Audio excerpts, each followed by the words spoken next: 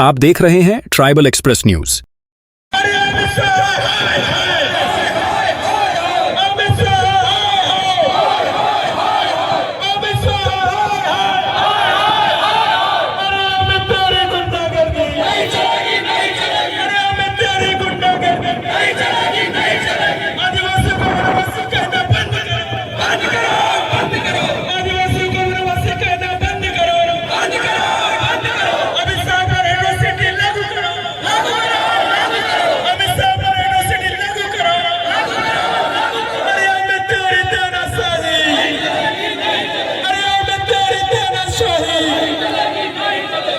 संयुक्त आदिवासी जनजाति संगठन जिला बालाघाट के बैनर तले जिले भर के आदिवासी समुदाय ने 30 मई को नगर मुख्यालय स्थित उत्कृष्ट विद्यालय मैदान में जनसभा का आयोजन किया। जनसभा में बड़ी संख्या में आदिवासी समाज के महिला, पुरुष, युवा एवं सामाजिक संगठन के पदाधिकारी शामिल हुए। सभा के दौरान वक्ताओं ने आदिवासी समाज को वनवासी कहकर संबोधित किए जाने का विरोध जताया। जनसभा के बाद समाजजनों ने नगर के प्रमुख मार्गों से विशाल रैली निकाली। रैली के दौरान प्रतिभागियों ने आदिवासी अस्मिता, अधिकार एवं सम्मान से जुड़े नारे लगाए तथा देश की गृहमंत्री के खिलाफ नाराजगी व्यक्त की।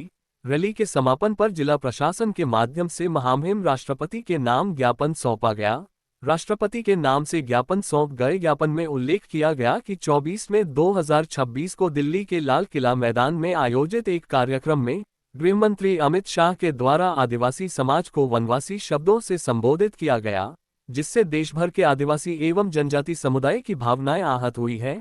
ज्ञापन में कहा गया कि आदिवासी समाज को संविधान में वर्णित अनुसूचित जनजाति के रूप में पहचानता है और वनवासी शब्द उनके ऐतिहासिक, सांस्कृतिक एवं संवैधानिक पहचान को कमजोर करने का प्रयास है। ज्ञापन में ये भी आरोप लगाया गया कि जनजाति सुरक्षा मंच और उससे जुड़े पदाधिकारियों द्वारा लंबे समय से आदिवासी समाज को वनवासी कहकर संबोधित किया जा रहा है, जो समाज के आत्मसम्मान और संवैधानिक अधिकारों के विरुद्ध है।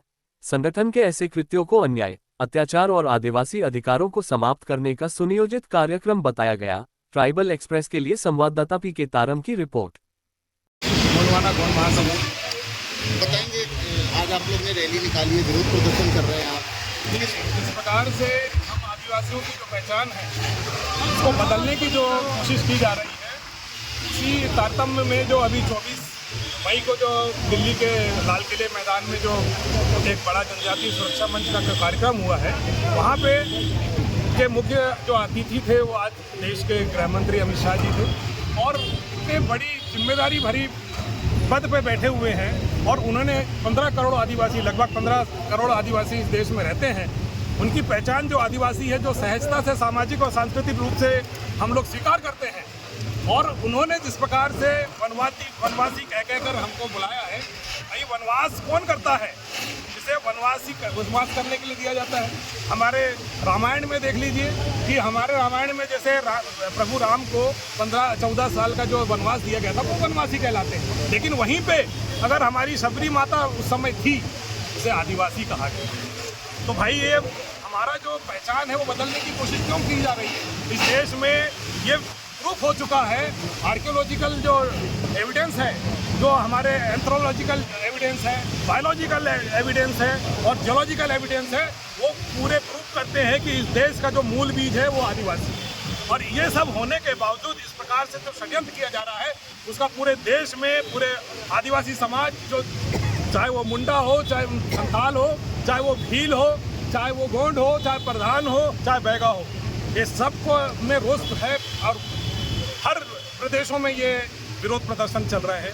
उसी तारतम्य में आज प्रदर्शन किया गया था। हम सरकार को आगाह करते हैं कि हमारी जो पहचान है उसे बदलने की कोशिश ना की जाए। और इसी तारतम्य में इन लोगों ने जो अंग्रेजी शासन में हमें एक पहचान दी गई थी और एक पहचान के तहत पृथक कॉलम दिया गया था जनगणना प्रपत्र में, लेकिन उसे 1961 में खत्म कर दिया गया।